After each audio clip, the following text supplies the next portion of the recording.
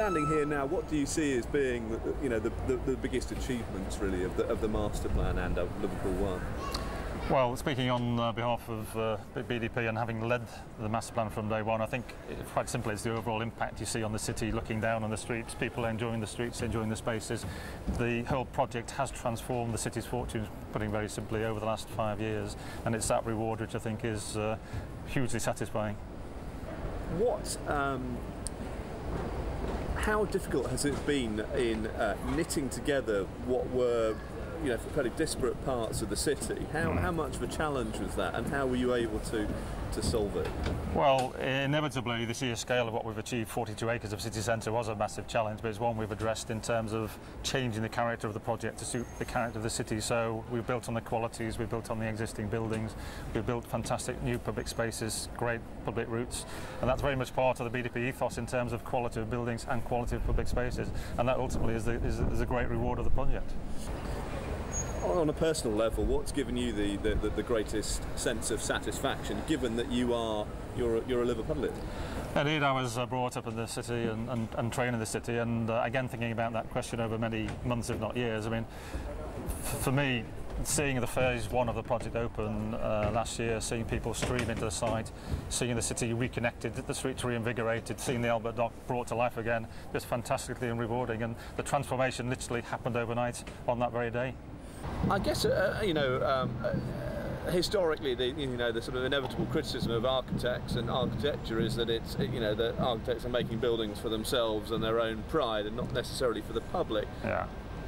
What do the public make of this, and how conscious were you of making this something that would appeal to the man on the street? Well, being someone who was brought in the city, knows the city pretty well, it's very much a sort of unification, if you like, of the project with the city as one single piece of city centre, one single piece of Liverpool. And from day one, the whole team, Grosvenor, the city BDP-led team, were absolutely adamant that would be the case. So the reward is really seeing the public's reaction to the spaces, to the buildings, and just quite frankly enjoying the streets and enjoying Liverpool ONE. What are you most proud of, and what is the thing that do you think that BDP has really achieved most successfully with this giant project? Well, ultimate reward is literally standing here now, looking across, looking at people enjoying the spaces and the quality of what the BDP master plan has delivered for the city centre. It has been transformational, and the impact on the city has been huge, and I believe tremendously successful both in the short and the long term for the city. When it came to the master plan and the design, what was the philosophy of this area for the shoppers, and the visitors that come here?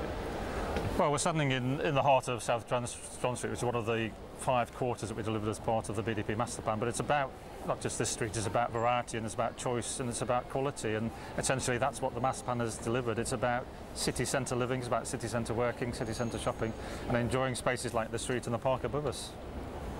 What impact has this had on Liverpool and indeed on Liverpudlians and perhaps their view of their city? Well, I think in one word I would say transformational. I mean, the BDP master plan has actually linked into the heart of the city. It's created connectivity not just to within the project itself, but across the Albert Dock, back into the existing business districts and High Street.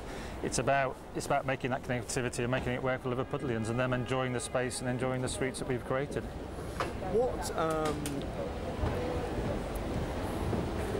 What have you sought to do with this project? Ultimately, what has been your principal goal that you wanted to achieve? I think the principal goal has to be said of the master plan is one of integration into the city fabric, something that was natural with the scene, natural with the grey, and natural with the city's quality. That's why we've created variety, surprise, great spaces, great buildings, ultimately through the master plan mechanism. And that's, for BDP and for myself, has been, I believe, a tremendously satisfying achievement. What your overriding philosophy was when you came to create the master plan? Well, it's ultimately about how we were going to recreate 42 acres of city centre and what quality we're going to bring to it. And I have to say, through the BDP master plan, looking at the variety, looking at the integration, looking at the range of buildings that we've created is ultimately what we were about, and the impact on the city and the impact on the Liverpudlians and visitors. So what did you want to create? When you sort of envisaged this, what did you want this space to be and to become? Well, this particular space, I have to say, is pretty well unique in Europe. It's trading on 2 levels, but surprise, surprise, it's actually got a 2-hectare park above it. So it's about variety, and this is about enjoying retailing and a space on 2 levels. but there's other streets, other quarters in the city and within Liverpool ONE that people can also enjoy and explore. The project's about surprise, it's about enjoyment and about variety.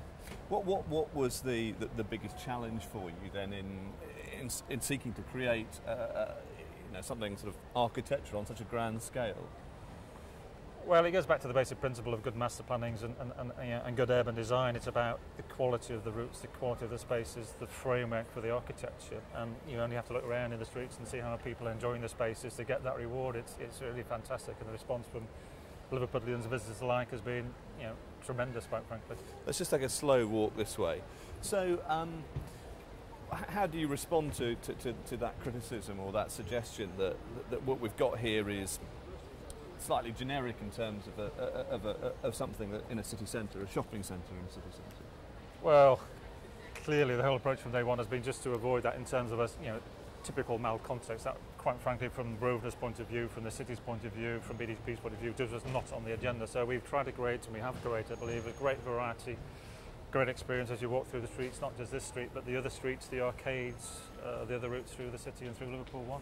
How conscious were you of whilst you're trying to improve the city centre, of maintaining a sense of its history and its fabric?